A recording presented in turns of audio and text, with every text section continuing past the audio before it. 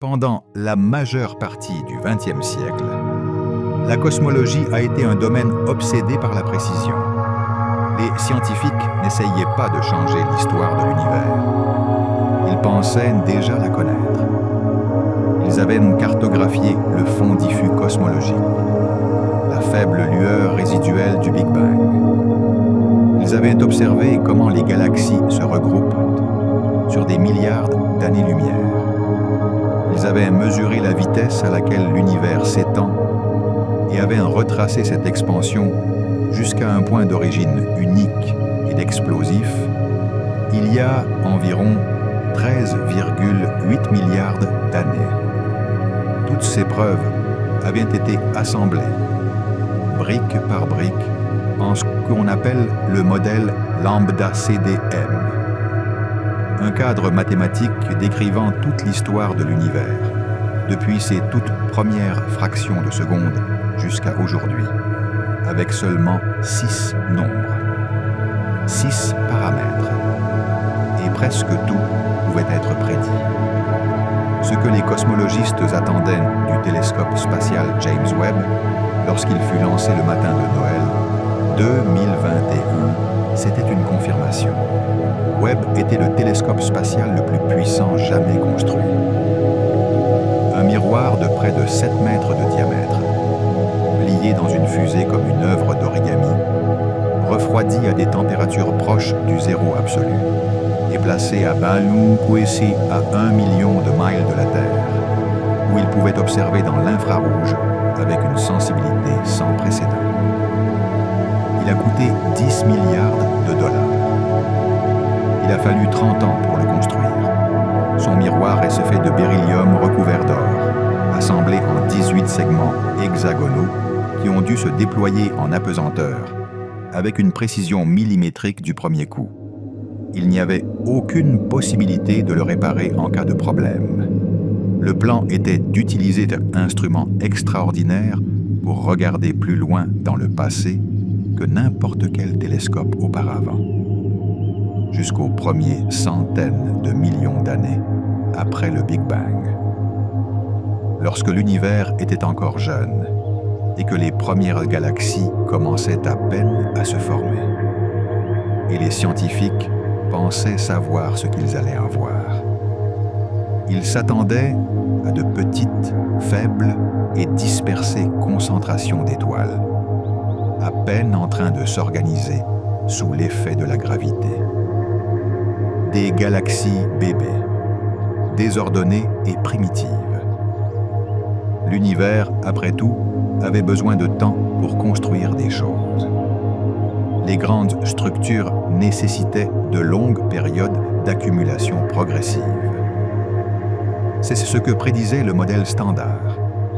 Et le modèle standard n'avait jamais échoué. Puis Webb a commencé à envoyer des données. La lumière des galaxies lointaines met des milliards d'années à nous parvenir, ce qui signifie que plus une galaxie est éloignée, plus loin dans le passé nous l'observons. Lorsque Webb a regardé vers la limite même de l'univers observable, vers une lumière qui voyageait depuis que l'univers avait moins d'1 milliard d'années, il a trouvé des galaxies qui ne devraient pas être là.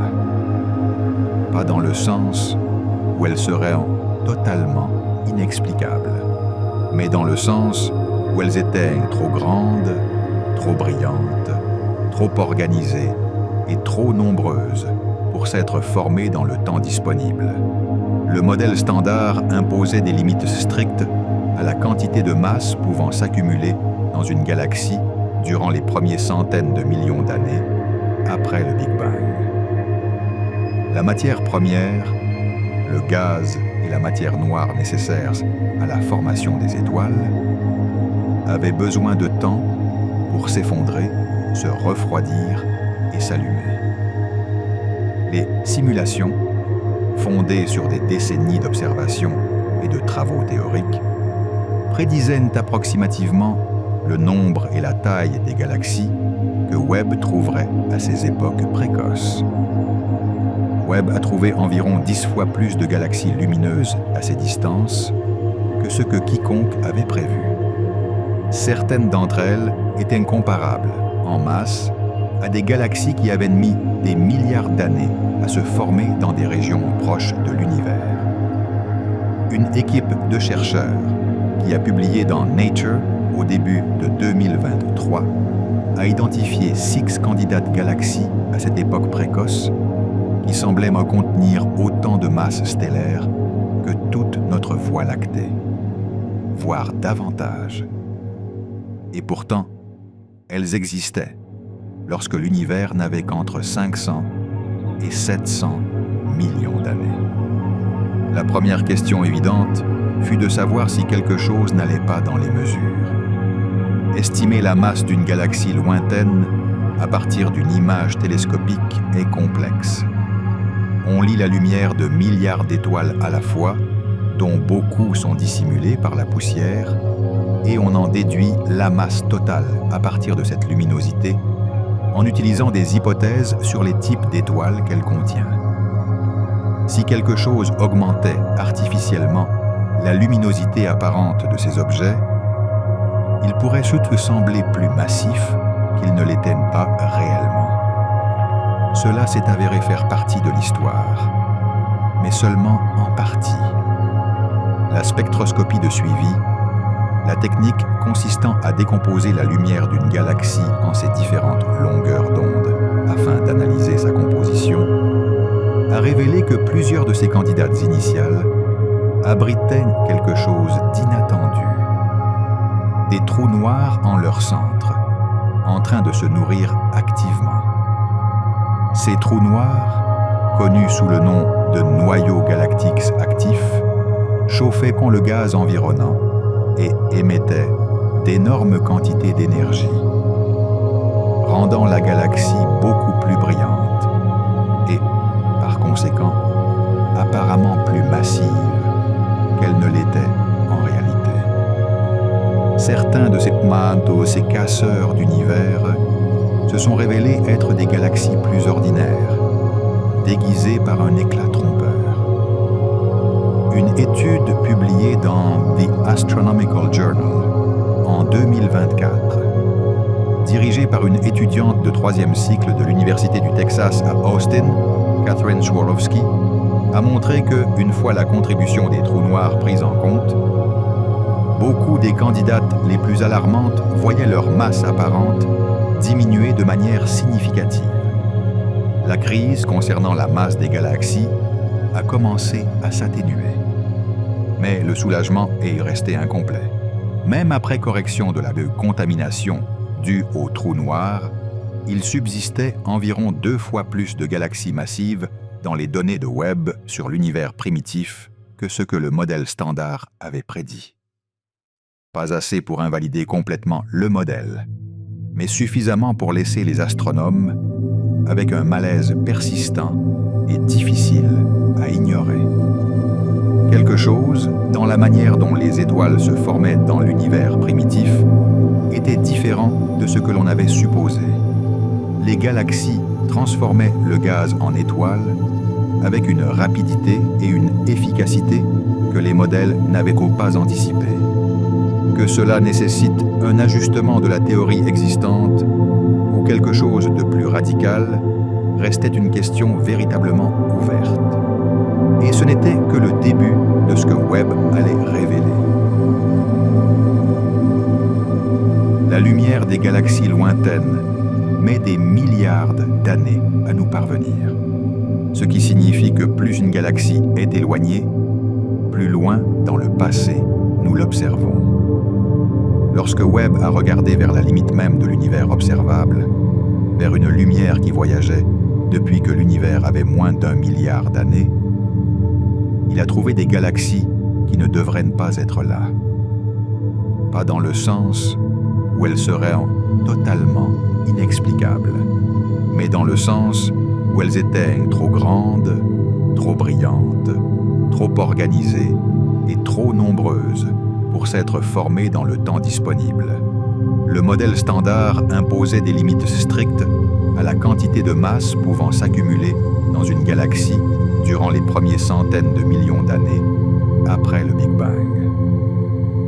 la matière première, le gaz et la matière noire nécessaires à la formation des étoiles, avaient besoin de temps pour s'effondrer, se refroidir et s'allumer.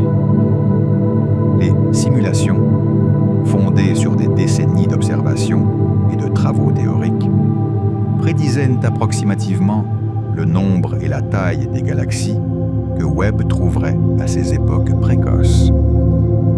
Webb a trouvé environ 10 fois plus de galaxies lumineuses à ces distances que ce que quiconque avait prévu. Certaines d'entre elles étaient comparables, en masse, à des galaxies qui avaient mis des milliards d'années à se former dans des régions proches de l'univers. Une équipe de chercheurs qui a publié dans Nature au début de 2023 a identifié 6 candidates galaxies à cette époque précoce qui semblaient contenir autant de masse stellaire que toute notre Voie lactée, voire davantage. Et pourtant, elles existaient lorsque l'univers n'avait qu'entre 500 et 700 millions d'années.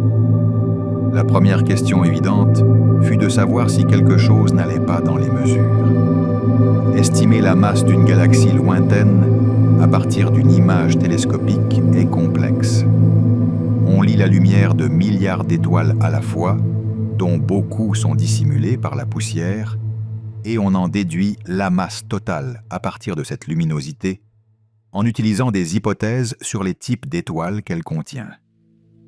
Si quelque chose augmentait artificiellement la luminosité apparente de ces objets, il pourrait surtout sembler plus massif qu'il ne l'était pas réellement. Cela s'est avéré faire partie de l'histoire, mais seulement en partie. La spectroscopie de suivi, la technique consistant à décomposer la lumière d'une galaxie en ses différentes longueurs d'onde afin d'analyser sa composition, a révélé que plusieurs de ces candidates initiales abritaient quelque chose d'inattendu. Des trous noirs en leur centre, en train de se nourrir activement. Ces trous noirs, connus sous le nom de noyaux galactiques actifs, chauffaient le gaz environnant et émettaient d'énormes quantités d'énergie, rendant la galaxie beaucoup plus brillante et, par conséquent, apparemment plus massive qu'elle ne l'était en réalité. Certains de ces casseurs d'univers se sont révélés être des galaxies plus ordinaires, déguisées par un éclat trompeur. Une étude publiée dans The Astronomical Journal en 2024, dirigée par une étudiante de 3e cycle de l'Université du Texas à Austin, Catherine Swarovski, a montré que, une fois la contribution des trous noirs prise en compte, beaucoup des candidates les plus alarmantes voyaient leur masse apparente diminuer de manière significative. La crise concernant la masse des galaxies a commencé à s'atténuer. Mais le soulagement est resté incomplet. Même après correction de la contamination due aux trous noirs, il subsistait environ 2 fois plus de galaxies massives dans les données de Webb sur l'univers primitif que ce que le modèle standard avait prédit. Pas assez pour invalider complètement le modèle, mais suffisamment pour laisser les astronomes avec un malaise persistant et difficile à ignorer. Quelque chose, dans la manière dont les étoiles se formaient dans l'univers primitif, était différent de ce que l'on avait supposé.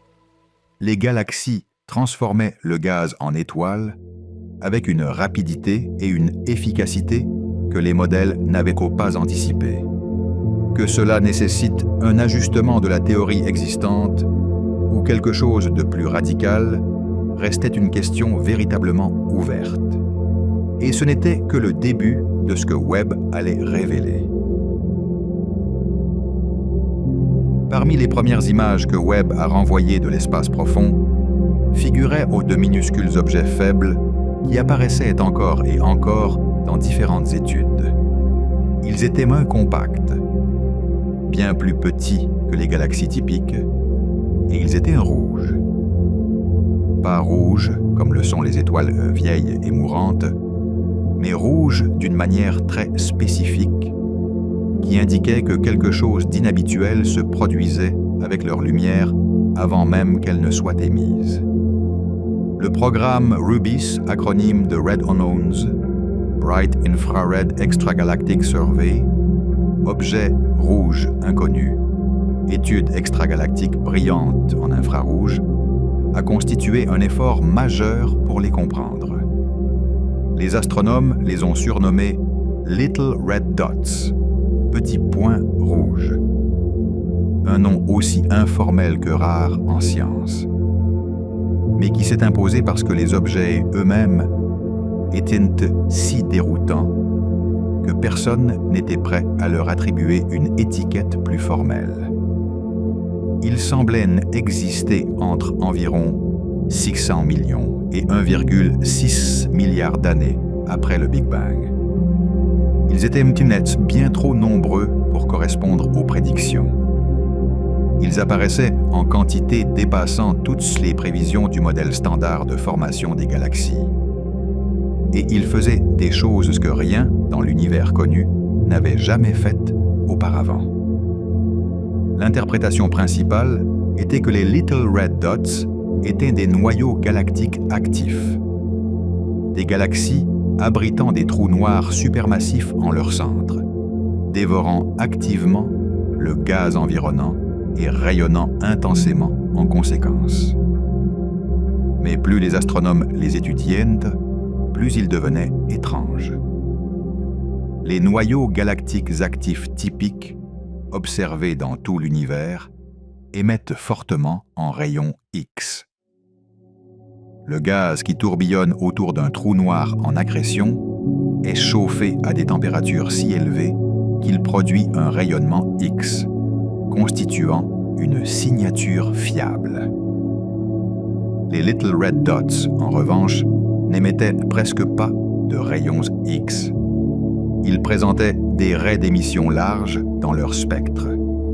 Une signature caractéristique d'un gaz se déplaçant à grande vitesse près d'un trou noir supermassif, mais sans la trace en rayons X qui devrait l'accompagner. C'était comme si l'on avait présenté aux astronomes une créature avec un bec de canard, une queue de castor et du venin de serpent, en affirmant qu'il s'agit simplement d'un mammifère ordinaire. Les masses des trous noirs déduites de leurs raies d'émission étaient également extraordinaires. Dans l'univers proche, il existe une relation très étroite entre la masse du trou noir central d'une galaxie et la masse totale de la galaxie elle-même. Les trous noirs croissent en même temps que leur galaxie hôte, alimentée par le même réservoir de gaz, et maintiennent un rapport relativement stable que les astronomes ont confirmé dans des milliers de galaxies au fil de décennies d'observation. Dans le cas des Little Red Dots, ce rapport était complètement rompu. Les sifflets trous noirs étaient non grotesquement surdimensionnés par rapport aux galaxies qui les entouraient. Certains semblaient y contenir plus de masse dans leurs trous noirs que dans l'ensemble des étoiles de la galaxie. Ce qui, dans le cadre admis de la croissance conjointe des galaxies et des trous noirs, devrait être physiquement impossible. Le programme RUBIS, dirigé par Anna de Graaf de l'Institut Max Planck d'astronomie, a consacré près de 60 heures de temps d'observation du télescope Webb entre janvier et décembre 2024, recueillant les spectres de 4500 galaxies lointaines, l'un des plus grands ensembles de données spectroscopiques produits par le télescope. Parmi ces galaxies, l'équipe a identifié 35 Little Red Dots. Le plus extrême d'entre eux, observé en juillet 2024, a été nommé The Cliff, la falaise, en raison d'une caractéristique spectaculaire dans son spectre. Une augmentation soudaine, presque verticale, de la luminosité à la limite entre la lumière ultraviolette et la lumière visible. Une caractéristique connue sous le nom de rupture de Balmer. la rupture de Balmer de The Cliff était plus prononcée que tout ce qui pouvait être produit par une population normale d'étoiles. Elle dépassait même les signatures typiques associées aux trous noirs. Elle était si extrême que la seule comparaison compatible avec les données correspondait à quelque chose de jamais observé auparavant. Une seule étoile jeune extraordinairement chaude, mais à l'échelle d'une galaxie.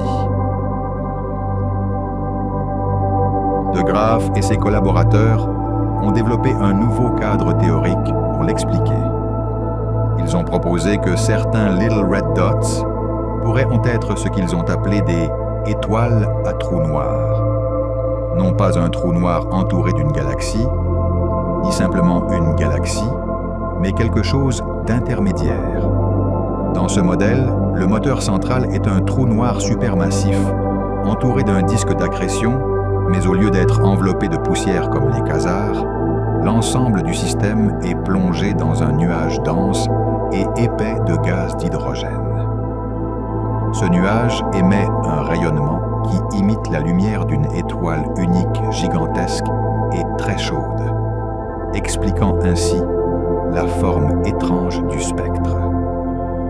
The Cliff, conclut De Graaf, était probablement l'exemple le plus extrême connu d'une étoile à trou noir, une nouvelle classe d'objets sans précédent en astronomie.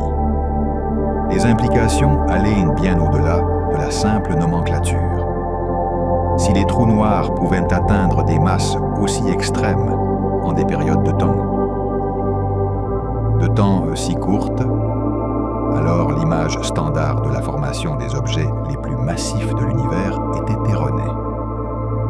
On pensait que les trous noirs croissaient progressivement, en parallèle avec leurs galaxies hôtes, alimentées par les mêmes processus d'accrétion de gaz sur des milliards d'années.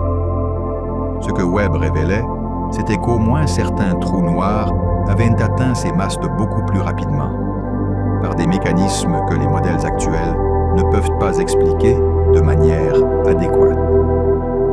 Les principales hypothèses sont que ces trous noirs ont commencé leur existence sous forme de graines extrêmement massives.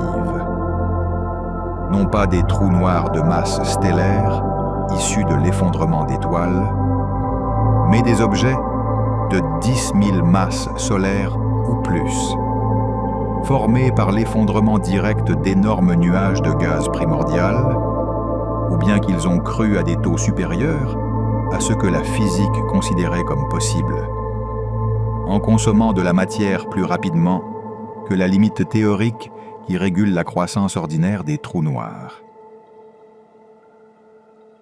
Pour comprendre pourquoi tout cela était si troublant, il est utile de saisir ce que les cosmologistes entendent par le modèle standard de l'univers, et à quel point ils y faisaient confiance avant l'arrivée du télescope Webb. La colonne vertébrale de ce modèle est un cadre appelé lambda CDM. Lambda fait référence à la constante cosmologique, un terme qu'Albert Einstein a introduit dans ses équations de la relativité générale et qu'il a ensuite qualifié de plus grande erreur, avant qu'il ne soit réhabilité à la fin des années 1990. Lorsque les astronomes ont découvert que l'univers ne se contentait pas de s'étendre, mais que son expansion s'accélérait. La constante cosmologique est une manière mathématique de décrire l'énergie du vide lui-même, une sorte de pression inhérente à l'espace vide qui pousse vers l'extérieur, s'opposant à la gravité aux plus grandes échelles et accélérant l'expansion de l'univers au fil du temps. CDM signifie matière noire froide, la substance invisible qui constitue environ 27% du contenu énergétique total de l'univers.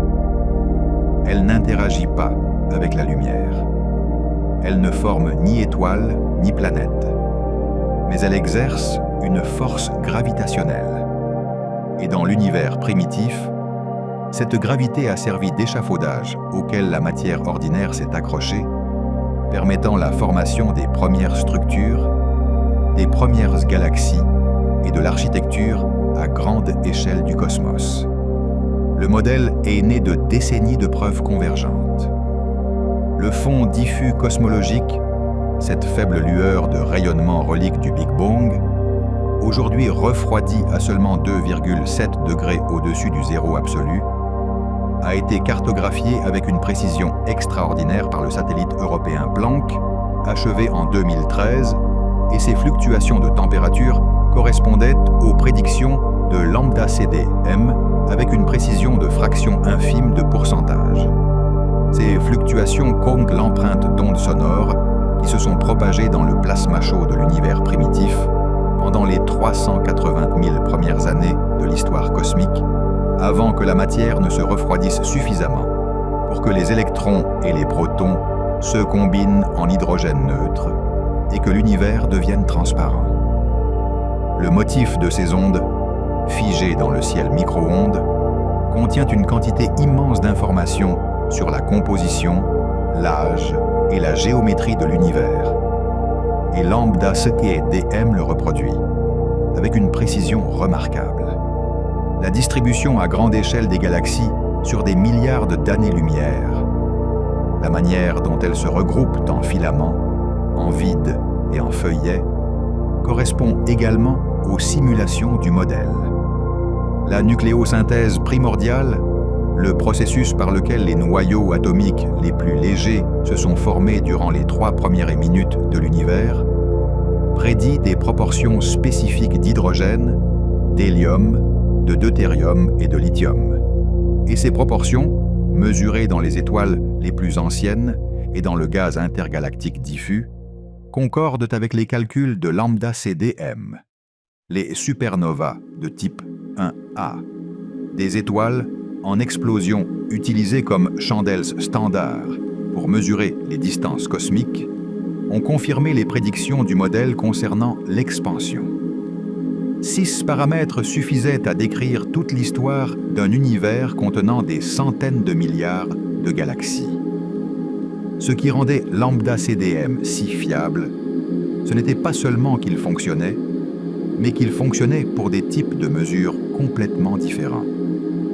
Réalisés par des équipes distinctes, avec des instruments variés, sur des décennies de travaux indépendants. Lorsque des méthodes indépendantes convergent vers la même réponse, cette convergence constitue une preuve puissante que l'on a découvert quelque chose de réel et non un artefact instrumental. Le modèle semblait inébranlable. Le premier chiffre qui a commencé à le fissurer n'a pas été découvert par Webb. Il est apparu des années avant son lancement, lorsque les astronomes ont commencé à mesurer avec une plus grande précision la vitesse à laquelle l'univers s'étend aujourd'hui. Le taux d'expansion de l'univers est décrit par ce que l'on appelle la constante de Hubble. Elle indique à quelle vitesse les galaxies s'éloignent les unes des autres par unité de distance. Une valeur exprimée en kilomètres par seconde par mégaparsec, où un mégaparsec correspond à environ 3,26 millions d'années-lumière. Plus la constante de Hubble est élevée, plus l'univers se dilate rapidement. Il existe 2 manières fondamentalement différentes de la mesurer.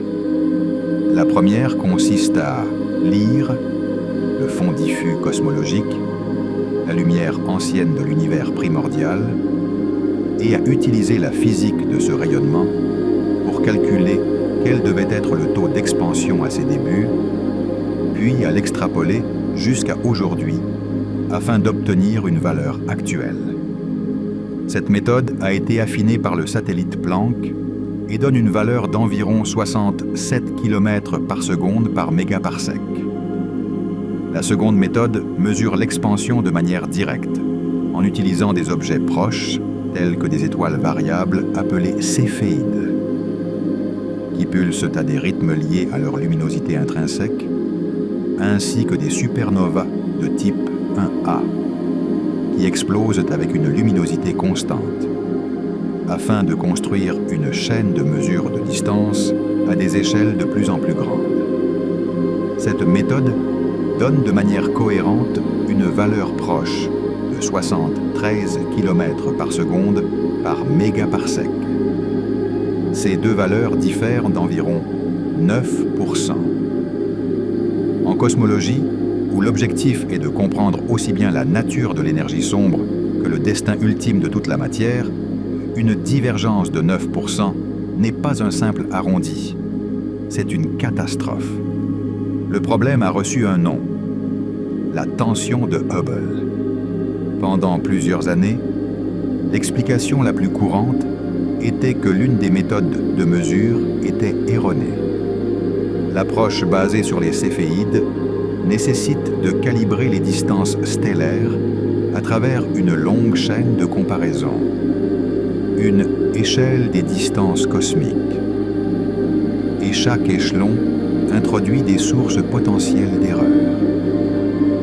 Si les mesures des céphéides étaient biaisées, par exemple par la poussière interstellaire ou par la difficulté d'isoler des étoiles individuelles dans les régions denses des galaxies proches, les résultats pourraient apparaître artificiellement plus élevés.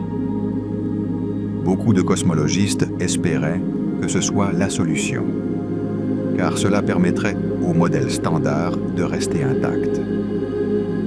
Adam Ries, lauréat du prix Nobel à l'université Johns Hopkins et chef de l'équipe qui a découvert l'accélération cosmique à la fin des années 1990, a dirigé les efforts pour tester cette échelle de distance à l'aide de Webb. Là où le télescope spatial Hubble avait des difficultés à résoudre des étoiles céphéides individuelles dans les noyaux denses et poussiéreux des galaxies proches, la caméra infrarouge de Webb pouvait traverser cette poussière avec beaucoup plus de précision. Si la concentration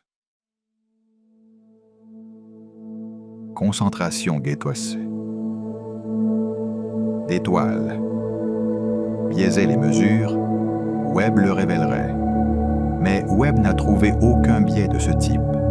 Les mesures qu'il a produites concordaient avec celles de Hubble pour les mêmes galaxies, avec une précision de fraction de pourcent.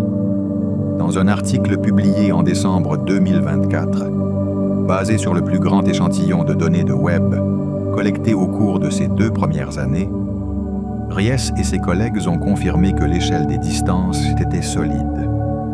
La valeur de 73 n'était pas un artefact de mesure. Elle était réelle. Ries l'a exprimé clairement.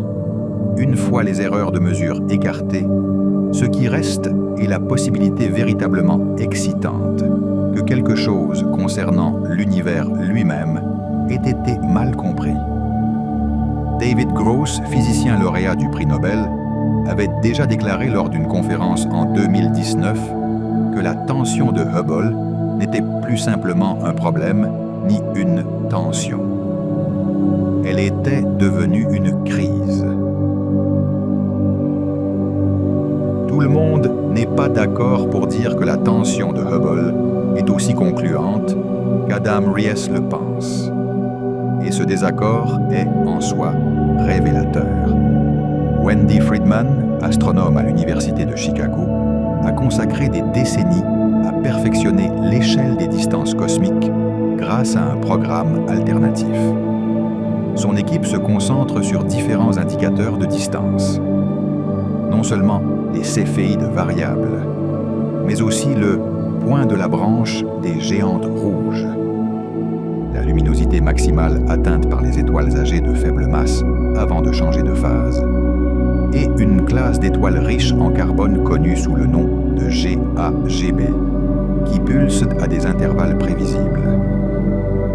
Dans une étude publiée en 2024, utilisant de nouvelles données de Webb, l'équipe de Friedman a analysé 11 galaxies en utilisant ces 3 méthodes de manière indépendante, sans connaître les résultats de chaque groupe, avant de les comparer directement. Les 3 méthodes concordaient entre elles avec une marge de 3%. La valeur qu'ils ont obtenue pour la constante de Hubble était d'environ 70. juste entre les deux camps en dispute, sans soutenir clairement aucun d'eux. L'interprétation de Friedman était que la tension de Hubble pourrait ne pas être aussi solide que le suggèrent les gros titres, et que les erreurs systémiques, notamment dans la méthode des céphéides, pourraient être plus importantes que ce que l'on rapporte habituellement. Ces résultats ont été fortement critiqués. L'équipe de Ries a publié une réfutation arguant que l'échantillon de supernova utilisé par Friedman était trop petit et potentiellement biaisé, ce qui réduisait la valeur obtenue. D'autres équipes indépendantes, utilisant des méthodes complètement différentes, comme la mesure des délais temporels dans les quasars avec lentilles gravitationnelles ou les fluctuations de luminosité dans des galaxies elliptiques lointaines, continuaient de trouver des valeurs regroupées autour de 73. Lors de la réunion de janvier 2025 de l'American Astronomical Society, Dan Skolnick de l'Université Duke, l'un des cosmologistes les plus éminents du domaine, a déclaré devant plusieurs centaines de scientifiques que la tension de Hubble était devenue une crise. Plus de 500 chercheurs provenant de dizaines d'institutions avaient rejoint une collaboration appelée Cosmoverse, spécifiquement pour unir leurs efforts et la comprendre.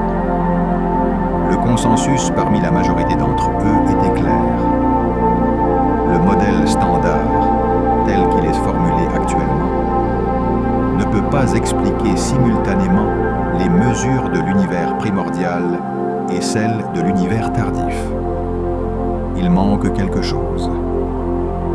Les explications les plus conservatrices pointent vers de petites erreurs inconnues qui persistent à travers plusieurs méthodes. Les explications les moins conservatrices suggèrent une nouvelle physique. Des particules, des champs ou des propriétés de l'énergie sombre que les modèles actuels n'incluent tout simplement pas. L'énergie sombre a toujours été l'ingrédient le plus inconfortable du modèle standard. Elle constitue environ 70% du contenu énergétique total de l'univers. Elle est si responsable de l'expansion accélérée que Adam Ries et ses collaborateurs ont découverte en 1998. Et personne ne sait ce que c'est. Dans le modèle lambda CDM, l'énergie sombre est décrite comme la constante cosmologique, une valeur fixe et uniforme d'énergie qui imprègne tout l'espace, exerçant une poussée vers l'extérieur avec une intensité invariable tout au long de l'histoire cosmique. Cette valeur est l'un des 6 paramètres requis par le modèle. C'est aussi l'un des nombres les plus déconcertants de toute la physique, car les calculs théoriques de ce qu'elle devrait être, basés sur la mécanique quantique et les propriétés connues du vide, donnent un résultat environ 10 puissance 120 fois supérieur à ce qui est observé. Ce n'est pas une petite divergence, c'est que la plus grande différence entre théorie et observation de toute l'histoire de la science. Malgré ce malaise, la constante cosmologique fonctionnait. Elle ajustait bien les données. Ainsi, les cosmologistes ont cohabité avec le mystère et ont poursuivi leurs recherches. En avril 2024, cet équilibre a commencé à vaciller. Le Dark Energy Spectroscopic Instrument, DESI, est une installation montée sur un télescope de 4 mètres au Kitt Peak National Observatory, équipé de 5000 fibres optiques positionnées robotiquement, capturant simultanément les spectres de milliers de galaxies. Son objectif est de cartographier la distribution tridimensionnelle des galaxies sur des milliards d'années-lumière, en utilisant les motifs dans cette distribution. Des échos d'ondes de pression de l'univers primordial préservés dans l'espacement entre galaxies, connu sous le nom d'oscillations acoustiques des baryons, pour mesurer l'histoire de l'expansion de l'univers avec une précision sans précédent. DESY a publié sa première année de données en avril 2024. En les combinant avec les mesures du fond cosmique micro-ondes et des supernovas de type 1A, les résultats ont montré une préférence pour une énergie sombre qui n'était pas constante. Une énergie dont l'intensité aurait changé au cours du temps cosmique, s'affaiblissant à mesure que l'univers vieillissait. La signification statistique de ce signal était d'environ 3,4 sigma, suffisante pour attirer l'attention, mais en dessous du seuil de 5 sigma, considéré en physique comme nécessaire pour déclarer une découverte. Au début de 2025, la deuxième publication des données de DESY a intégré 14 millions de décalages vers le rouge de galaxies, plus du double par rapport à avant, et les preuves en faveur d'une énergie sombre évolutive ont atteint 4,2 sigma. Mustafa Ishaq Bouchaki, professeur à l'Université du Texas à Dallas et coprésident du groupe d'interprétation cosmologique de DESY, a déclaré publiquement qu'à 4,2 sigma, il s'approchait du point de non-retour. Le signal ne provenait pas d'un seul ensemble de données. Il apparaissait de manière cohérente dans des combinaisons d'observations indépendantes, incluant les analyses du Dark Energy Survey et du Atacama Cosmology Telescope. Les implications d'une énergie sombre changeante sont difficiles à surestimer. Si elle n'est pas une constante fixe, mais quelque chose de dynamique, plus forte dans le passé et s'affaiblissant avec le temps, alors le modèle lambda CDM, tel qu'il est formulé, est incorrect. Pas légèrement incorrect, comme cela arrive souvent dans les premières versions d'une théorie, mais fondamentalement erroné dans son architecture. La constante cosmologique, le lambda de lambda CEM, devrait être remplacé par quelque chose de plus complexe, quelque chose avec une dynamique interne, quelque chose que la physique actuelle ne décrit pas encore complètement. Les théoriciens explorent depuis des années des alternatives possibles. Certains proposent un champ scalaire appelé quintessence, qui évolue lentement à travers un paysage énergétique au fil du temps cosmique. D'autres suggèrent des modifications de la relativité générale à très grande échelle. D'autres encore font appel à de nouvelles particules exotiques qui transporteraient l'énergie sombre différemment selon les époques de l'univers. Aucune de ces propositions n'a atteint de consensus, en partie parce qu'aucune ne parvient à expliquer toutes les données simultanément sans introduire de nouveaux problèmes. Le signal de DESY a ajouté de l'urgence à un travail théorique qui se développait depuis des années en arrière-plan. En même temps, la prudence que requiert la science impose d'attendre que le seuil nécessaire soit atteint avant de déclarer une découverte. Ce seuil n'a pas encore été franchi au début de 2026, mais la tendance pointe clairement dans une direction.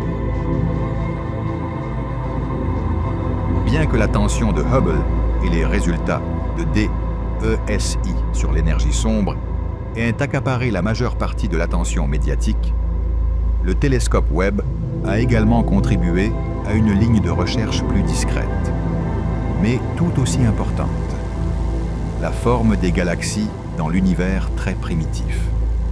Lorsque les astronomes ont observé les galaxies détectées par Webb durant les premiers milliards d'années du temps cosmique, beaucoup d'entre elles n'étaient ni des disques spiraux ni des ellipsoïdes compacts, les formes familières de l'univers proche. Elles étaient allongées, étendues, en forme de barre. Dans certains cas, elles ressemblaient davantage à des filaments de pâte incrustés dans la toile cosmique qu'à des galaxies telles que nous les connaissons. Ce n'était pas totalement inattendu. Il existe des raisons théoriques de penser que les galaxies primitives ne s'étaient pas encore stabilisées en disques, mais la fréquence et le degré d'élongation étaient supérieurs à ce que prévoyaient les simulations standards. On aide une étude publiée dans Nature Astronomy à la fin de 2025, dirigée par des chercheurs du Donostia International Physics Center et avec la participation de scientifiques du MIT, de l'université Harvard et de plusieurs institutions à Taipei, a analysé ces formes allongées en utilisant des simulations avancées basées sur 3 modèles distincts de matière noire.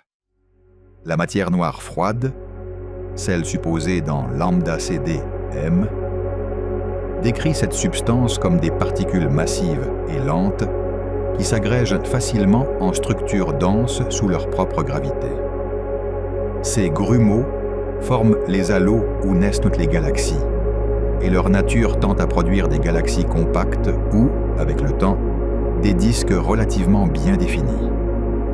En revanche, les modèles de matière noire chaude proposent des particules avec des vitesses un peu plus élevées, suffisantes pour lisser les plus petites structures et générer une toile cosmique plus filamenteuse.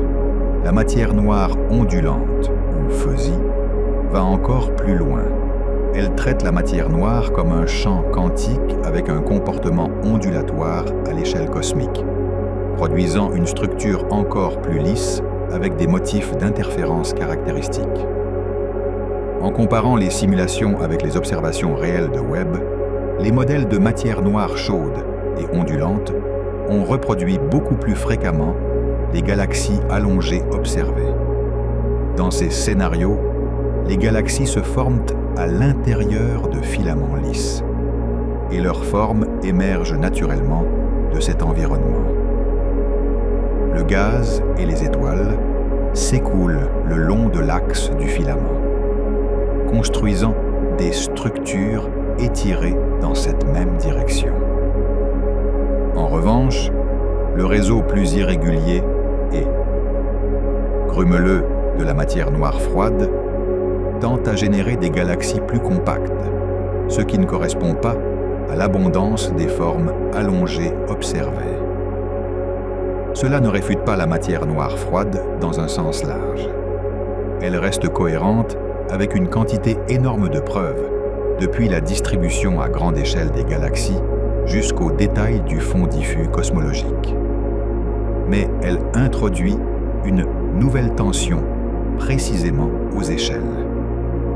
Les structures petites de l'univers primitif, où les différences entre modèles devraient être les plus visibles. En d'autres termes, l'ingrédient de matière noire du modèle standard pourrait avoir des propriétés incorrectes aux plus petites et plus anciennes échelles, même s'il fonctionne bien aux plus grandes. Ce type de divergence dépendante de l'échelle est exactement ce que les physiciens recherchent lorsqu'ils soupçonnent qu'un modèle est approximativement correct, mais pas fondamentalement complet. La nature de la matière noire reste l'une des questions les plus profondes de la physique. Malgré l'évidence gravitationnelle accablante de son existence, aucun détecteur de particules n'a observé directement une particule de matière noire. Des expériences installées dans des laboratoires souterrains, conçus pour éviter les interférences des rayons cosmiques, ont accumulé des années de résultats nuls en cherchant le léger recul des noyaux atomiques frappés par ces particules. Les accélérateurs de particules n'ont pas non plus produit de candidats clairs.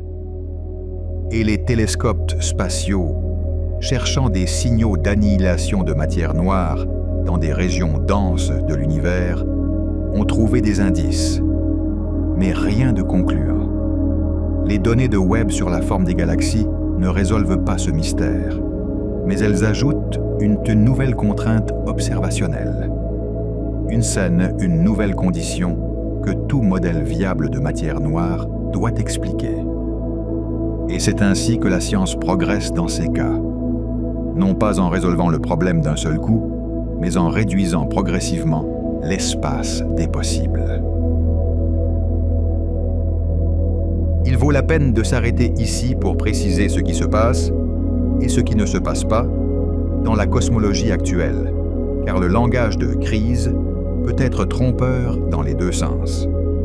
Le modèle lambda CD-M n'est pas cassé comme un pont, de manière catastrophique, évidente et soudaine. La plupart de ces prédictions continuent de fonctionner.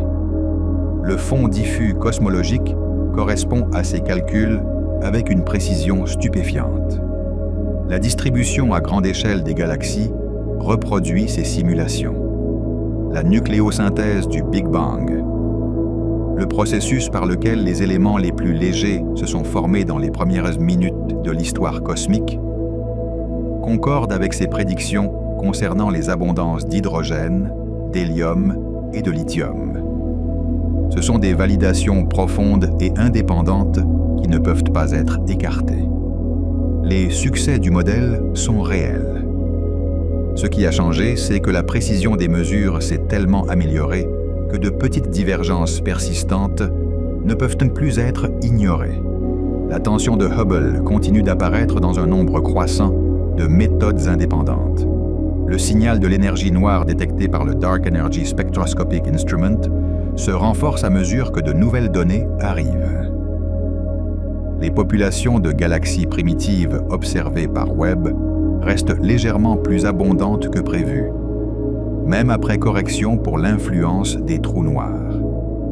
Les formes allongées des galaxies primitives suggèrent des propriétés de la matière noire qui ne s'accordent pas tout à fait avec la version la plus simple du modèle standard. Aucun de ces problèmes, pris isolément, n'est fatal. Mais ensemble, ils indiquent que lambda CD-M pourrait être une excellente approximation de l'univers sans pour autant être une description complète. Cette distinction est essentielle. Un modèle qui approxime bien la réalité dans une énorme variété de conditions est extrêmement précieux, même s'il échoue aux limites. La mécanique newtonienne n'était pas simplement fausse. Elle est encore utilisée pour concevoir des ponts et lancer des engins spatiaux. Elle cesse simplement d'être valide près de la vitesse de la lumière, où la relativité générale prend le relais.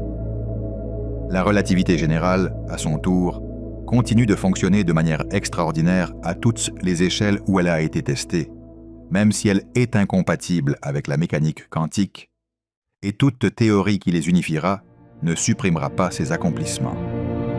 Si lambda CDM doit être modifié, il ne sera pas rejeté.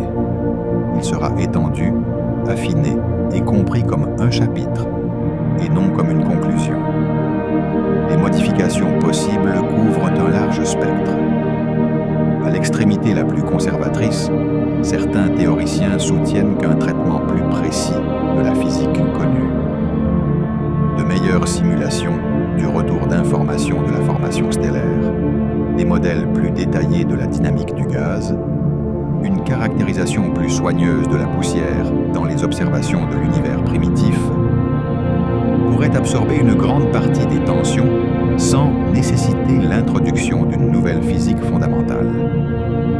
C'est la version scientifique de parier sur une explication banale.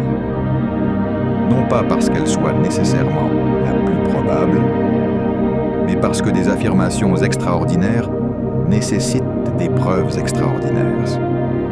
Et bien que les preuves soient substantielles, elles n'ont pas encore franchi tous les seuils nécessaires. À l'extrémité la plus radicale, certaines idées longtemps considérées comme spéculatives ont repris vie. Les théories de la gravité modifiée, qui modifient le comportement de l'espace-temps à grande distance ou à faibles accélérations, ont été proposées pendant des décennies comme alternative à la matière noire, avec un succès limité face à des preuves telles que les amas de galaxies, les lentilles gravitationnelles et le fond diffus cosmologique. Cependant, les données de Webb sur les galaxies primitives ont conduit certains défenseurs de ces théories à soutenir que certaines caractéristiques s'accordent mieux avec un univers sans matière noire froide qu'avec un univers qui en contient. Ces propositions font face à des défis sérieux, mais le simple fait qu'elles soient de nouveau discutées sérieusement reflète à quel point Webb a rouvert des questions que beaucoup considéraient comme résolues. Ce que des physiciens comme Mark Kamiankowski, ainsi que d'autres travaillant sur la tension de Hubble, ont souligné, c'est que les solutions possibles sont réellement intéressantes. La soi-disant énergie noire précoce, un bref épisode d'énergie supplémentaire dans la première fraction de la vie de l'univers, avant la formation du fond diffus cosmologique, pourrait réconcilier les deux mesures conflictuelles de l'expansion sans violer la physique connue. De nouvelles espèces de particules légères ont également été proposées. Des formes exotiques de matière noire aux propriétés inhabituelles, voire des champs magnétiques primordiaux qui auraient affecté la dynamique de l'univers primitif. Lorsqu'on lui a demandé quelles pourraient être les solutions à la tension de Hubble, Kamiankowski a évoqué un éventail allant des neutrinos stériles au changement de la masse de l'électron, ou encore aux dimensions supplémentaires de l'espace-temps. Selon lui, les théoriciens ont la liberté d'être créatifs. Et cette créativité est, en soi, un signe que le domaine est vivant, fonctionnant exactement comme la science devrait le faire lorsqu'elle est confrontée à l'inconnu. Peut-être que la découverte la plus philosophiquement marquante de Webb est aussi la plus simple à énoncer. On supposait que les trous noirs grandissaient après les galaxies. D'abord, les galaxies devaient se former, fournissant la structure gravitationnelle et le gaz nécessaire à la formation des étoiles. Puis, à partir de la mort des étoiles les plus massives, apparaîtraient les premiers trous noirs. Avec le temps, ces trous noirs auraient grandi, se nourrissant de leur environnement, fusionnant parfois avec d'autres, accumulant lentement de la masse pendant des milliards d'années, jusqu'à devenir les géants supermassifs qui peuplent aujourd'hui le centre de presque toutes les grandes galaxies. C'était le scénario attendu. Webb l'a compliqué à presque chaque étape. La galaxie Virgil, étudiée en détail par des chercheurs du Stewart Observatory et publiée dans The Astrophysical Journal en décembre 2025, semblait complètement ordinaire lorsqu'on l'observait en lumière visible et ultraviolette. Mais dans l'infrarouge, domaine dans lequel Webb excelle, elle se transformait. Caché en son sein se trouvait un trou noir supermassif, dévorant du gaz à un rythme bien supérieur à ce que la masse stellaire de sa galaxie haute devrait pouvoir soutenir, enveloppé dans d'épaisses couches de poussière qui l'avaient rendu invisible à tous les télescopes précédents à Webb.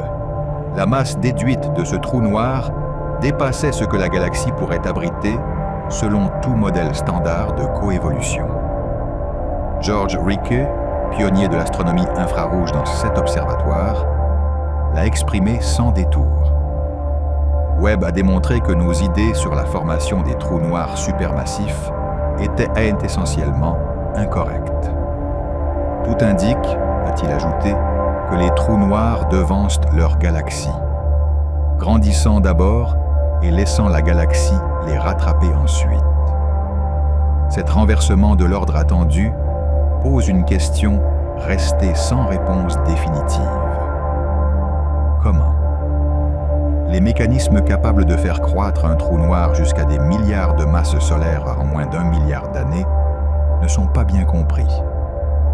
L'effondrement direct, l'implosion d'un nuage massif de gaz en une graine, de dizaines de milliers de masses solaires, sautant la phase stellaire, est une possibilité, bien que les conditions nécessaires semblent rares. L'accrétion super Eddington, croissance en consommant de la matière à un rythme supérieur à la limite théorique, en est une autre. et certaines données des Little Red Dots sont compatibles avec ce processus. Les deux mécanismes avaient déjà été proposés avant le lancement de Webb. Ce que ces observations ont fait, ce n'est pas inventer le problème, mais le rendre concret, mesurable et impossible à ignorer. L'image qui en ressort est celle d'un univers très primitif dans lequel les concentrations les plus denses de matière évoluaient plus rapidement, où les premières graines de trous noirs se formaient et grandissaient avec une férocité sans équivalent dans l'univers actuel, et où les galaxies, que l'on considère habituellement comme les protagonistes, suivaient en réalité le rythme plutôt que de le dicter. Il y a un aspect de cette histoire qui est souvent oublié lorsqu'on parle des découvertes de Webb, la nature même des preuves.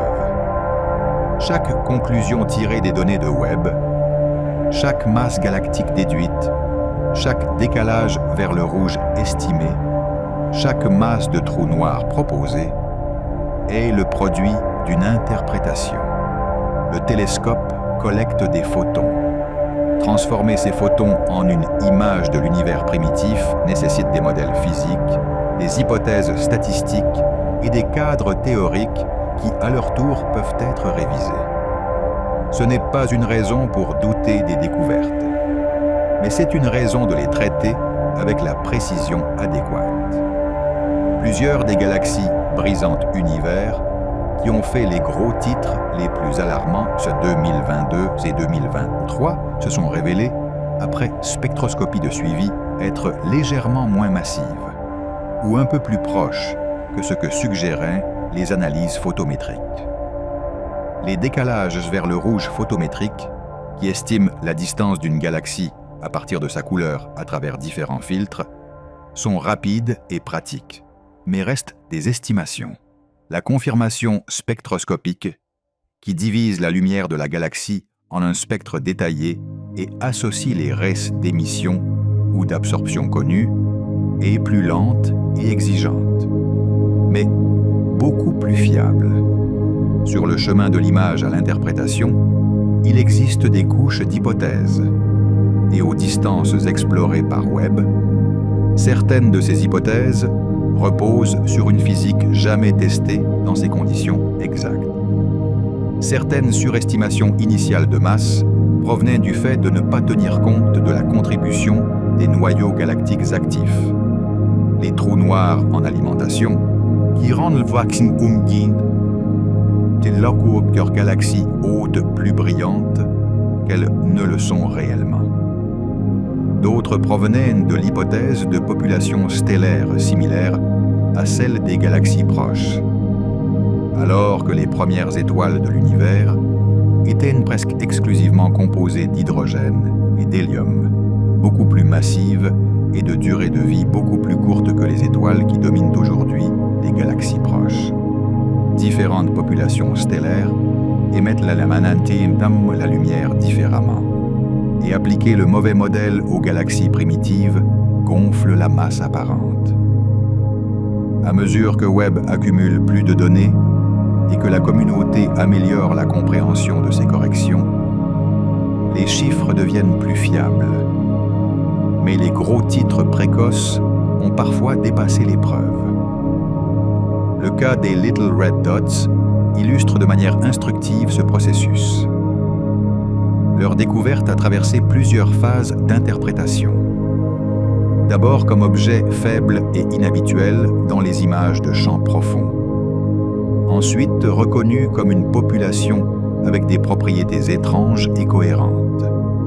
Puis proposé comme noyaux galactiques actifs. Puis trouvé incompatible avec les noyaux actifs connus sur plusieurs longueurs d'onde. Et enfin, proposé comme une nouvelle catégorie d'objets. L'identité proposée de The Cliff comme étoile de trou noir pourrait elle-même être une interprétation transitoire, qui sera éventuellement remplacée par quelque chose de meilleur lorsque davantage de spectres seront obtenus. Anna de Graaf elle-même chercheuse ayant proposé le cadre de l'étoile de trou noir, a reconnu que la véritable nature des Little Red Dots reste un mystère et que de futures observations d'exemples plus brillants avec Webb seront essentielles pour tester l'idée de manière appropriée. Cette qualité attentive et autocorrectrice n'est pas une faiblesse de la science. C'est la science fonctionnant comme elle doit. Ce qui rend la contribution de Webb historiquement inhabituelle, ce n'est pas seulement l'ampleur des surprises, mais la rapidité avec laquelle elles arrivent. Les générations précédentes d'astronomes attendaient des années entre des découvertes qui transformaient leur compréhension. Webb les produit en quelques mois. Les premières publications de données du télescope sont arrivées si rapidement et contenaient un tant d'informations inattendues que la capacité de la communauté à les interpréter a parfois été en retard par rapport au rythme des données. Des théoriciens ayant passé des décennies à construire les modèles que Webb défie, maintenant se sont trouvés dans la rare position de devoir répondre aux observations plus rapidement que le processus de relecture par les pairs ne pouvait suivre. Le résultat est une conversation continue et ouverte, dans laquelle de nombreuses questions restent véritablement sans réponse. Non pas parce que les scientifiques sont lents, mais parce que l'univers s'est révélé plus étrange que ce que les outils pouvaient révéler jusqu'à présent. Et il convient de dire que les surprises ne sont pas aléatoires. Elles se regroupent. Elles pointent dans des directions cohérentes. Les Cruci, première vastissime galaxie, plus massives et plus nombreuses que prévu, les trous noirs disproportionnellement grands par rapport à leur galaxie, l'énergie sombre potentiellement en affaiblissement au fil du temps, le taux d'expansion qui résiste à la réconciliation, ce ne sont pas des anomalies isolées, dispersées indépendamment. Ce sont des fils d'un même tableau qui n'a pas encore été clairement résolu, mais qui appartiennent clairement à la même image. Cette cohérence est significative. C'est la manière dont l'univers indique aux scientifiques quelles questions prioriser. L'attention de Hubble ne sera probablement pas résolue rapidement. Et la raison en est que sa résolution nécessite non seulement plus de données, mais des données de types différents. Des mesures des mêmes distances cosmiques via des phénomènes physiques indépendants qui ne partageront pas d'erreurs systématiques. Chaque méthode apporte ses propres sources d'incertitude, défis de calibration et hypothèses. La force des méthodes indépendantes est que leurs erreurs ne sont pas corrélées. Lorsque différentes méthodes indépendantes donnent la même réponse, la confiance dans cette réponse augmente de manière dramatique. Lorsqu'elles ne le font pas, le désaccord est informatif, non négligeable. Les variables céphéides ont été le cheval de bataille de l'échelle des distances cosmiques depuis qu'Henrietta Leavitt a découvert leur relation période-luminosité au début du XXe siècle, en mesurant les courbes de lumière de centaines de céphéides dans le petit nuage de Magellan à partir de plaques photographiques et en constatant que les plus brillantes mettaient plus de temps à compléter leur cycle de pulsation. Cette relation, luminosité intrinsèque liée à la période de pulsation, signifiait qu'en observant simplement le rythme d'une céphéide dans une galaxie lointaine, on pouvait connaître sa luminosité réelle. Comparer cette luminosité réelle à l'apparente donnait la distance. La fiabilité de cette approche est bien établie et a été gagnée avec effort, calibrée grâce à des mesures géométriques d'étoiles proches. Mais la portée de la méthode est limitée. Les céphétides existent dans des galaxies jeunes et activement formatrices d'étoiles, typiquement dans les disques centraux denses et poussiéreux, les environnements les plus difficiles à observer. Même avec l'œil infrarouge le plus précis de Webb, séparer la lumière d'une céphéide individuelle de l'éclat de millions d'étoiles voisines nécessite une modélisation soignée, qui introduit de petites mais réelles incertitudes. La méthode TRGB de Wendy Friedman, le pic de la branche des géantes rouges, offre une voie indépendante qui évite beaucoup de ces problèmes. Les vieilles étoiles de faible masse qui approchent de la fin de leur vie passent des milliards d'années à s'étendre et à briller, tandis que leurs noyaux se remplissent d'hélium. Lorsque le noyau d'hélium atteint une masse critique, la fusion de l'hélium s'enclenche de manière explosive et la luminosité de l'étoile chute soudainement et de façon permanente. Ce seuil d'ignition est gouverné par la physique nucléaire fondamentale, ce qui le rend suffisamment constant à travers différents âges et compositions stellaires pour servir de chandelle standard fiable. De manière cruciale, ces vieilles étoiles habitent les halos extérieurs des galaxies, loin des disques poussiéreux et densément peuplés où vivent les céphéides, échantillonnant ainsi un environnement plus propre et moins biaisé. Lorsque l'équipe de Friedman a appliqué la méthode TRGB avec de nouvelles données de Webb sur 11 galaxies, ils ont obtenu une valeur de la constante de Hubble proche de 70, intermédiaire entre les deux camps, sans confirmer ni résoudre la crise. L'équipe d'Adam Ries a répondu en soulignant que l'échantillon de supernova utilisé par Friedman lors de l'étape finale de calibration était petit et pouvait biaiser le résultat. Friedman a répliqué que l'analyse des céphéides par Ries comportait des incertitudes systématiques sous-estimées par son équipe. L'échange s'est déroulé sous forme de preprint, d'articles publiés et de conférences publiques importantes. Il ne s'agissait pas d'un conflit personnel, mais d'un débat méthodologique entre scientifiques conscients que les risques nécessitaient de la précision. Les deux camps conviennent qu'il faut davantage de données, obtenues par des méthodes indépendantes, pour résoudre définitivement la question. Ces méthodes commencent à arriver. Les quasars gravitationnellement lancés offrent l'une des voies indépendantes les plus prometteuses. Un quasar, objet extrêmement lumineux, alimenté par un trou noir supermassif, situé derrière une galaxie massive, vert à sa lumière courbée autour de cette galaxie, produisant plusieurs images visibles depuis la Terre. Chaque image parcourt un chemin légèrement différent à travers le champ gravitationnel, de sorte que lorsque le quasar varie en luminosité, les fluctuations apparaissent sur différentes images à des moments distincts, avec des délais de quelques jours à plusieurs mois.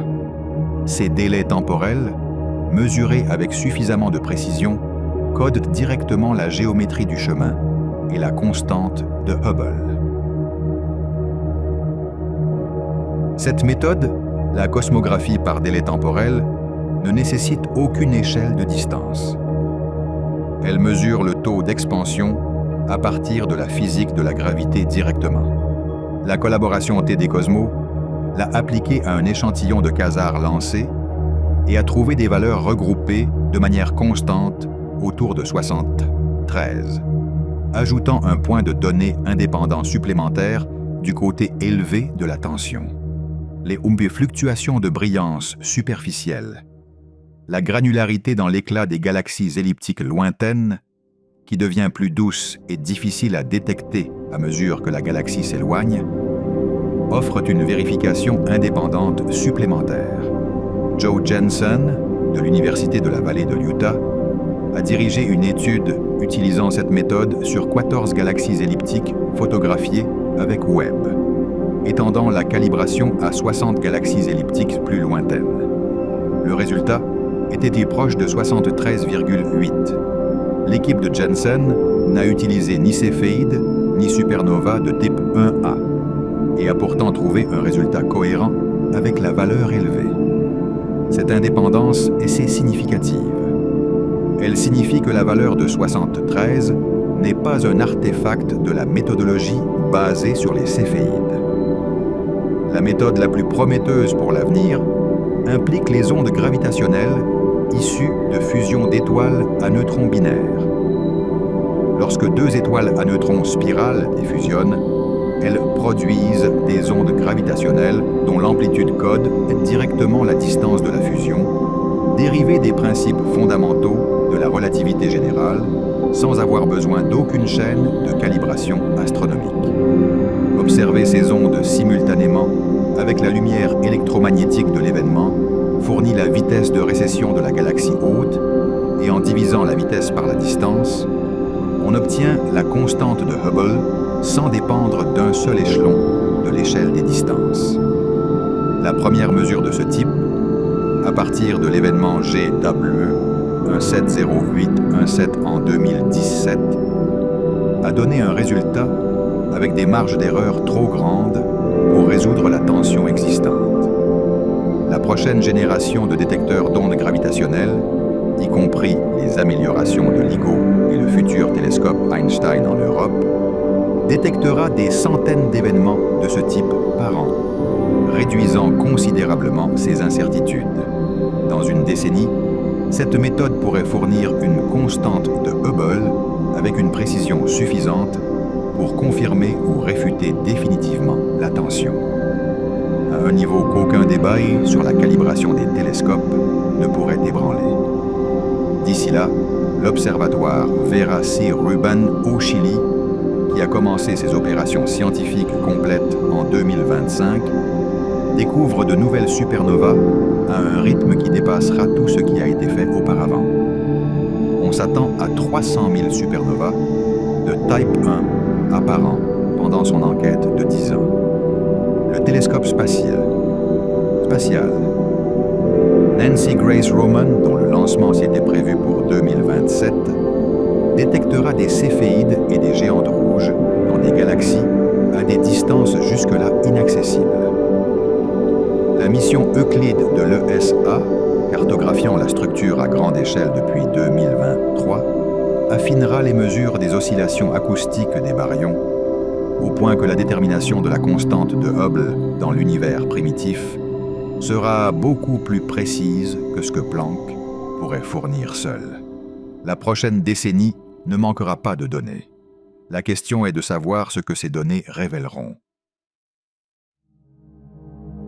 La tension de Hubble et le signal de l'énergie noire détecté par DESI ont reçu la plus grande attention publique.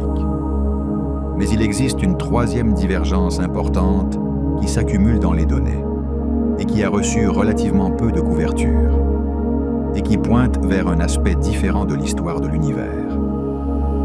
Le fond diffus cosmologique, CMB, permet non seulement aux cosmologistes de mesurer la constante de Hubble, mais il restreint également combien la matière aurait dû s'agréger au cours de l'histoire de l'univers. La matière s'agrège sous l'effet de la gravité, et le degré auquel elle s'est regroupée jusqu'à aujourd'hui se décrit par un paramètre appelé S8, une combinaison de la densité totale de matière et d'une mesure de la concentration de la matière dans les structures. Les mesures du CMB, effectuées par le satellite Planck, fournissent une prédiction spécifique pour S8. Les observations de la distribution réelle de la matière dans l'univers proche, via la lentille gravitationnelle faible, une technique qui permet aux astronomes de cartographier la matière noire invisible dans d'immenses régions du ciel, en observant comment les formes des galaxies en arrière-plan sont légèrement déformées, donne systématiquement une valeur de S8 plus faible que celle prédite par Planck. Cette tension sur S8 est moins dramatique que la tension de Hubble. L'écart est moins significatif statistiquement, mais elle pointe dans une direction importante. L'univers d'aujourd'hui semble moins granuleux que ce que le modèle standard, calibré sur l'univers primordial, prévoit. la matière est moins concentrée, plus uniformément répartie, que ce que prédit le modèle lambda CDM. Cela pourrait indiquer que le modèle de croissance et de fusion des halos de matière noire sur des milliards d'années est incomplet. Cela pourrait aussi suggérer que l'énergie noire a légèrement davantage freiné la formation des structures que ce que permet le modèle de la constante cosmologique, ce qui correspond de manière intrigante à la découverte de D, SI, selon laquelle l'énergie noire pourrait s'affaiblir avec le temps, car une énergie noire plus faible aurait permis à l'univers de s'étendre un peu plus doucement pendant ces phases intermédiaires, donnant moins de temps à la matière pour former les concentrations importantes que le modèle prévoit. De même, cela pourrait indiquer quelque chose sur les propriétés de la matière noire elle-même, que les particules ne sont pas aussi froides et lentes que le suppose lambda C, D, M, ce qui les rend un peu plus difficiles à capturer dans les puits gravitationnels et plus résistantes à l'agrégation. La tension S8, la tension de Hubble et le signal d'énergie noire de DESI sont analysés conjointement par la collaboration Cosmoverse, le consortium de plus de 500 chercheurs formés spécifiquement pour unir les efforts sur les tensions cosmologiques. Leur document technique, publié en 2025, documentait les 3 divergences et les façons dont les solutions proposées pour l'une ont tendance à interagir avec les autres. Par exemple, l'énergie noire précoce tend à améliorer la tension de Hubble, mais aggrave la tension S8. Des modifications des propriétés de la matière noire peuvent résoudre S8, mais peuvent n'avoir aucun effet sur la tension de Hubble. Trouver une modification théorique unique capable de résoudre simultanément les 3 divergences s'est avéré difficile, ce qui suggère que ce que fait l'univers pourrait être plus complexe qu'un seul ingrédient ne peut le capturer. Une proposition plus radicale qui a gagné en traction en 2025 est la possibilité que la Voie lactée, et par extension toute notre région de l'univers observable, se trouve à l'intérieur d'un grand vide cosmique, une bulle d'espace avec une densité de matière légèrement inférieure à la moyenne. Si un tel vide existait à des échelles suffisamment grandes, le taux d'expansion locale que nous mesurons à travers les céphéides et les supernovas reflèterait l'expansion légèrement plus rapide des régions de faible densité, plutôt que la véritable expansion moyenne de l'univers. Les vides, par définition, contiennent moins de matière pour freiner gravitationnellement l'expansion de l'espace à l'intérieur d'eux, et s'étendent donc un peu plus vite que leurs environs. Si la Voie lactée se trouve à l'intérieur d'un vide qui s'étend peut-être sur un rayon d'1 milliard d'années-lumière, la dite bulle de Hubble, alors le taux d'expansion locale de 73 pourrait être partiellement une conséquence de la géographie plutôt que de la physique fondamentale. Lors de la réunion nationale d'astronomie de juillet 2025 de la Royal Astronomical Society, des physiciens ont présenté de nouvelles analyses des données de décalage vers le rouge des galaxies, argumentant que les schémas de distribution galactique autour de nous sont cohérents avec exactement ce type de sous-densité à grande échelle. L'hypothèse du vide n'est pas sans défi. La plupart des grands vides identifiés dans l'univers sont significativement plus petits que ce qui serait nécessaire pour expliquer entièrement la tension de Hubble. De plus, le fond diffus cosmologique, CMP, qui s'est formé avant l'existence de toute structure de vide, devrait montrer des signaux spécifiques d'un vide très grand autour de lui, signaux qui ne sont pas clairement visibles dans les données actuelles du CMP. Les critiques soutiennent que, bien que nous vivions effectivement dans une région légèrement sous-dense, une structure que les astronomes appellent l'Upsalua et vide K, BC, nommée d'après les chercheurs qui l'ont caractérisée, Ce vide n'est ni assez grand, ni assez profond pour expliquer toute l'ampleur de la tension sans la présence d'une nouvelle physique supplémentaire. Ce que l'hypothèse du vide offre cependant, c'est un rappel que l'univers n'est pas parfaitement uniforme et que notre position à l'intérieur de celui-ci pourrait, en principe, biaiser les mesures sensibles aux conditions locales. La cosmologie a toujours supposé, comme principe de travail, que l'univers apparaît approximativement le même depuis n'importe quel point d'observation à des échelles suffisamment grandes. Le principe cosmologique. Les données de Webb ne prouvent pas directement cette supposition. Mais un excès persistant du taux d'expansion locale est au moins cohérent avec la question. Et si notre point d'observation n'était pas parfaitement moyen?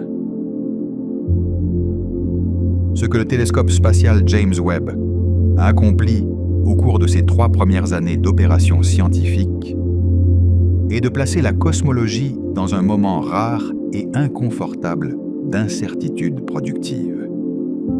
Mais il est important d'être précis sur le type d'incertitude dont il s'agit, car il ne s'agit pas de l'incertitude diffuse et insoluble qui affecte parfois les sciences travaillant à la limite de leurs données. Elle est dirigée.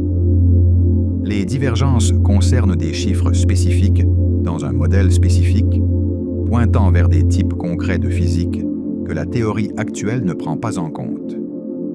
Cette spécificité rend ce moment inhabituel. Considérons ce que les cosmologistes ont devant eux. La tension de Hubble indique que le taux d'expansion de l'univers aujourd'hui est plus élevé que ce que la physique de l'univers primordial prédit.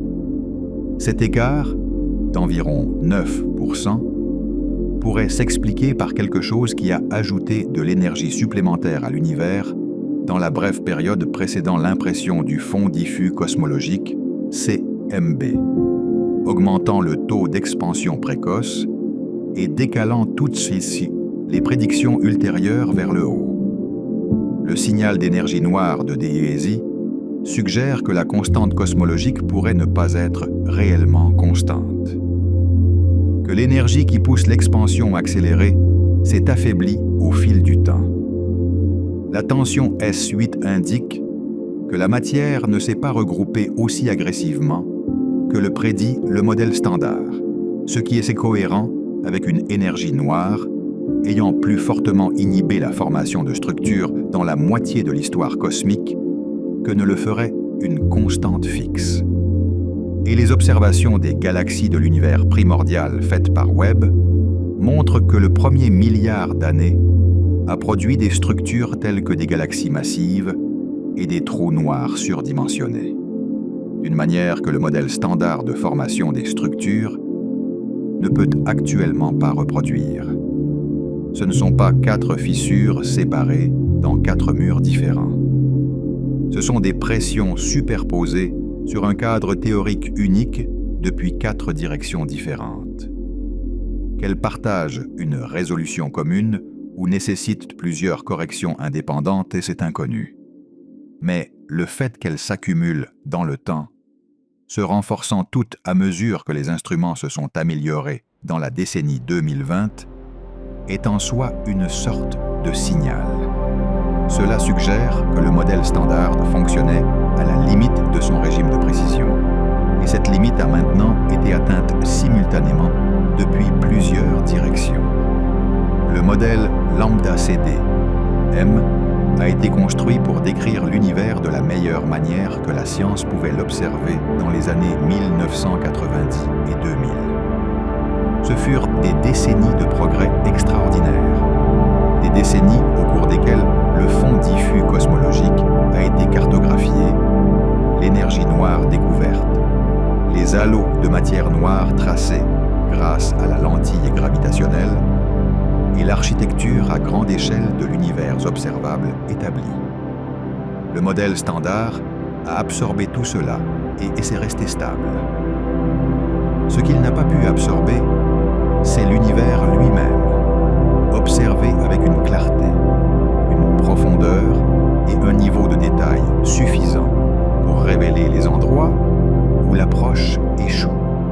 Ce qui a rendu le modèle si durable pendant si longtemps n'était pas seulement qu'il fonctionnait, c'était que les endroits où il ne fonctionnait pas étaient, jusqu'à récemment, invisibles, cachés derrière des limites observationnelles, noyés dans le bruit, moyennés dans des enquêtes qui manquaient de la précision nécessaire pour distinguer une divergence de 9% d'une simple erreur de mesure.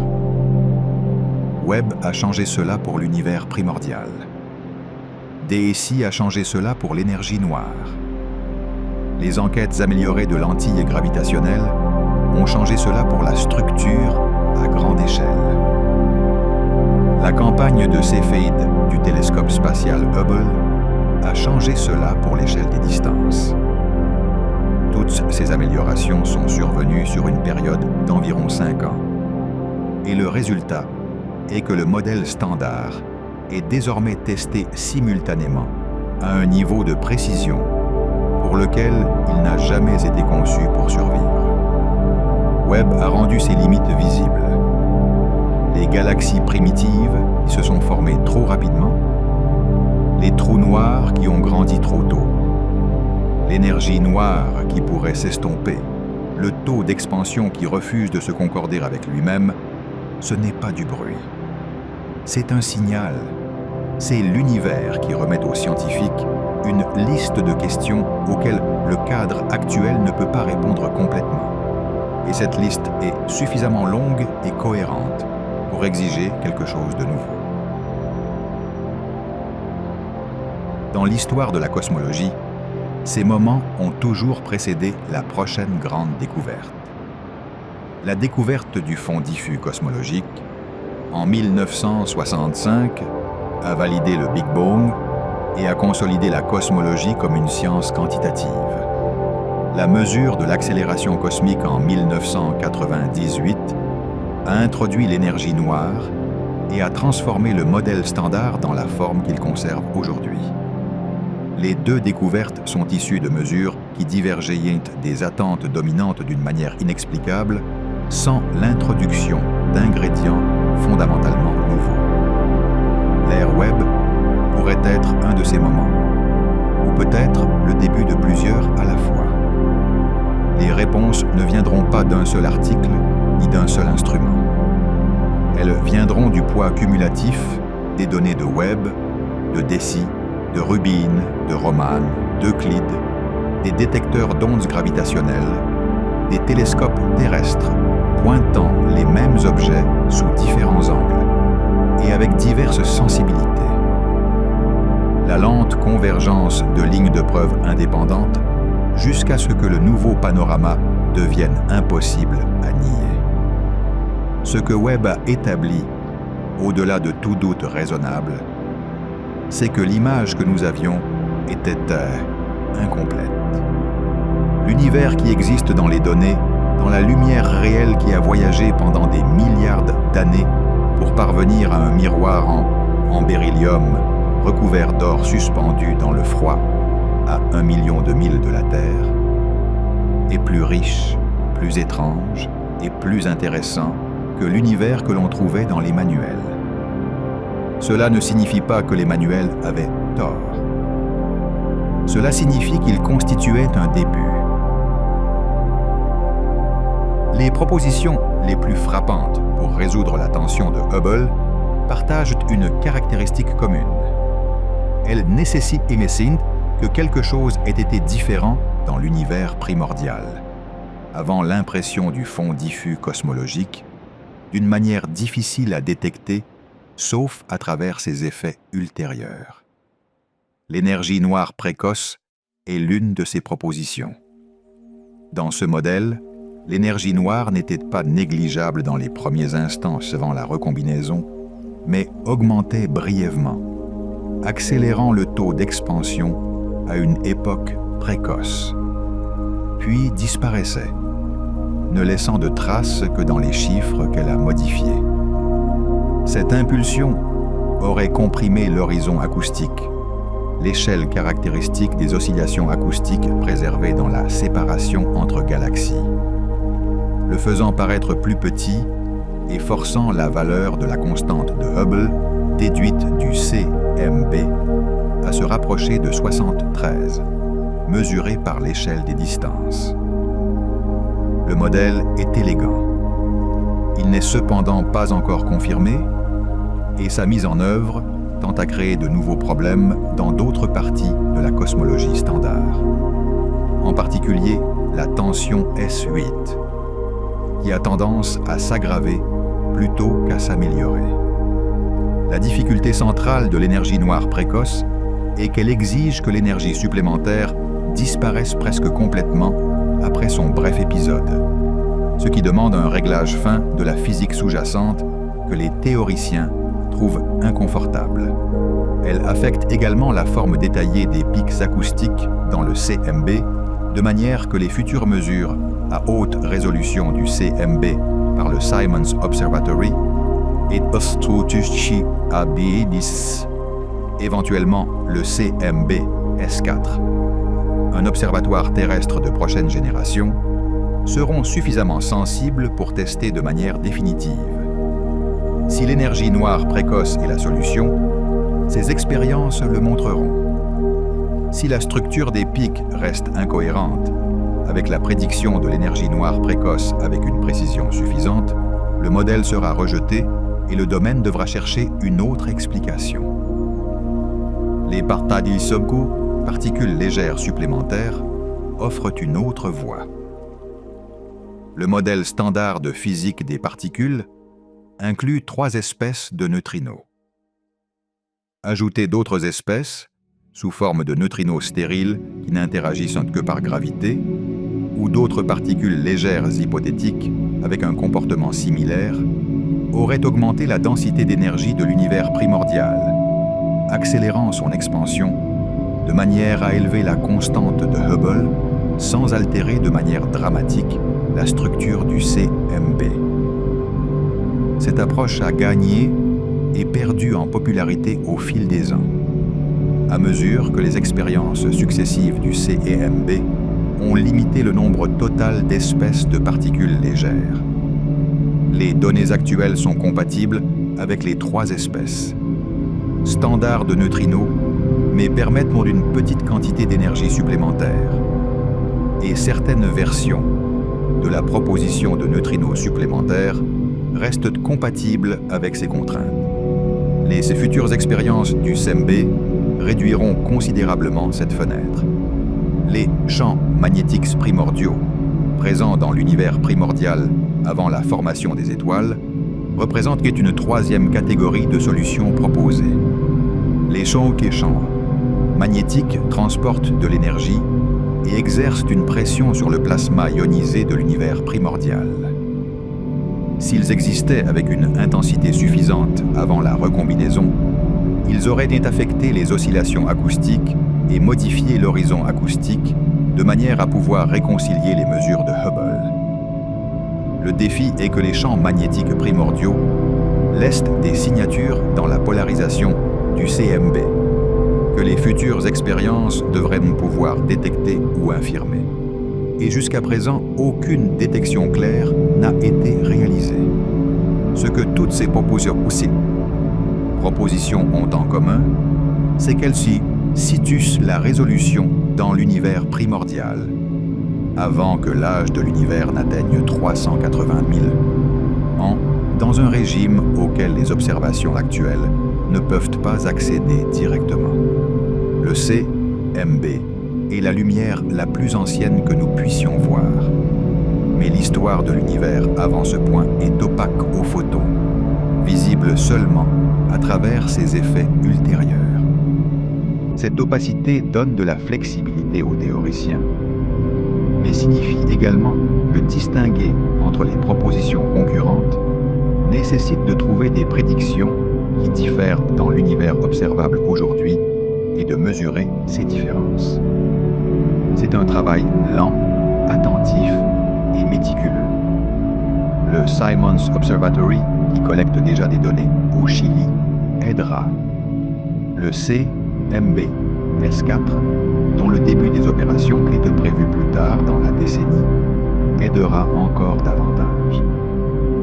Mais aucun de ces instruments ne rendra de verdict en 1 ou 2 ans. La cosmologie progresse au rythme des données et les données progressent au rythme des instruments. La collaboration DAEI poursuit son enquête de 5 ans. Au cours de sa 3e année, avec 14 millions de décalages vers le rouge de galaxies cataloguées, le signal d'énergie noire en évolution atteint 4,2 sigma.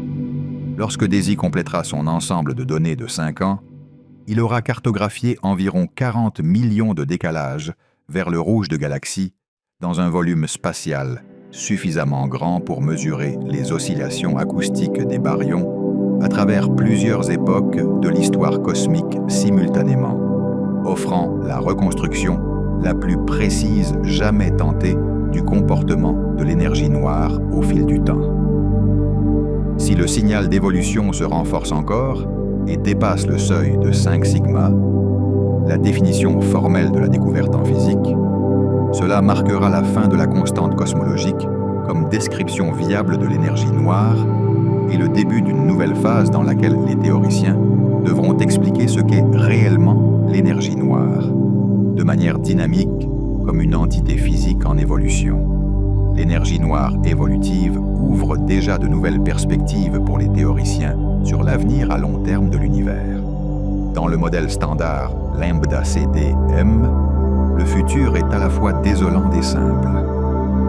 La constante cosmologique entraîne une expansion toujours accélérée. Les galaxies s'éloignent au-delà de l'horizon observable. Les étoiles épuisent leur combustible et l'univers se refroidit progressivement vers l'entropie maximale sur des échelles de temps inimaginables. Cette histoire est sans ambiguïté précisément parce que la constante cosmologique ne change jamais. Une énergie noire évolutive introduit une nouvelle variable. Dans quelle direction évolue-t-elle? Les données de DAISY montrent qu'elle s'affaiblit. Si cette tendance se poursuit, l'accélération de l'expansion pourrait ralentir, s'arrêter et éventuellement s'inverser, conduisant à un futur où l'expansion de l'univers s'arrêterait puis se contracterait, un scénario appelé Big Crunch.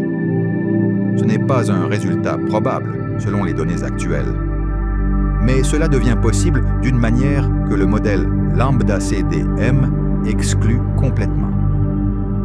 Alternativement, l'énergie noire pourrait s'affaiblir jusqu'à 0, puis s'inverser, se renforçant dans la direction négative et accélérant l'effondrement sur un temps plus court que la durée de vie des étoiles de l'univers.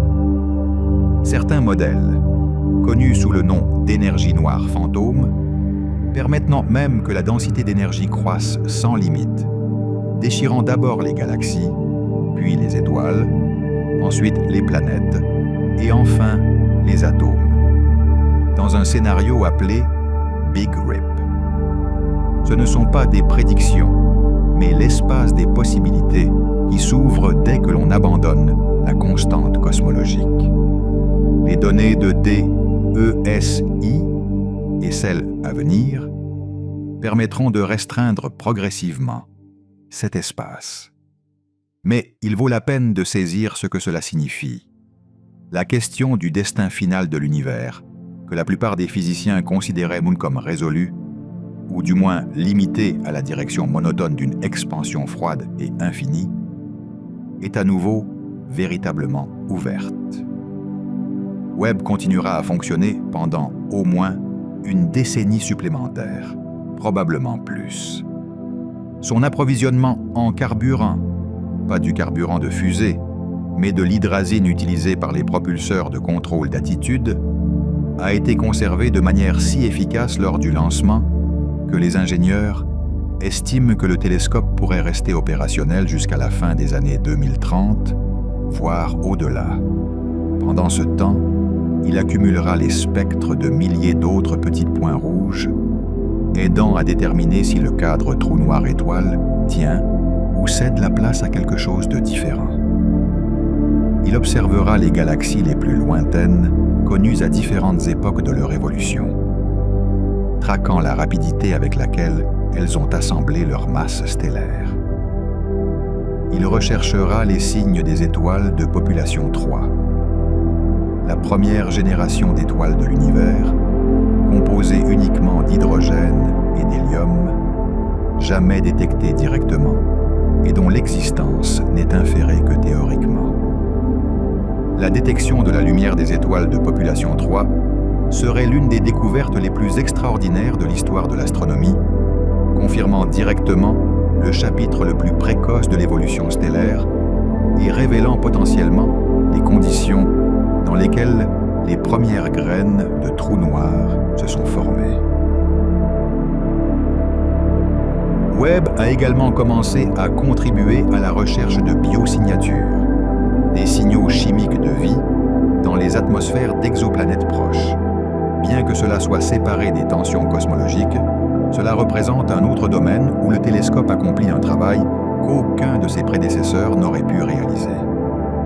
La connexion entre cosmologie et sciences planétaires n'est pas aussi lointaine qu'il n'y paraît. Comprendre l'histoire des systèmes planétaires, la fréquence des environnements habitables et les conditions dans lesquelles la chimie se transforme en biologie dépend à un certain niveau de la compréhension de la structure et de l'histoire de l'univers dans lequel ces systèmes existent. Un télescope qui défie le modèle standard de cosmologie est le même télescope qui recherche l'oxygène moléculaire dans l'atmosphère d'un monde situé à 30 années-lumière.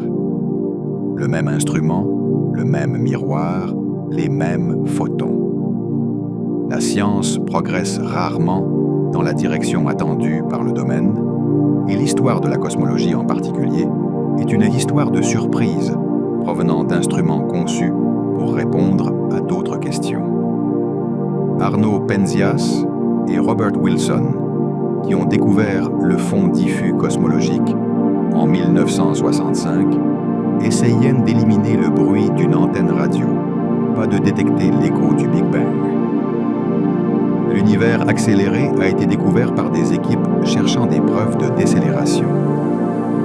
Webb a été construit pour observer les premières galaxies et confirmer l'histoire de l'évolution cosmique primitive.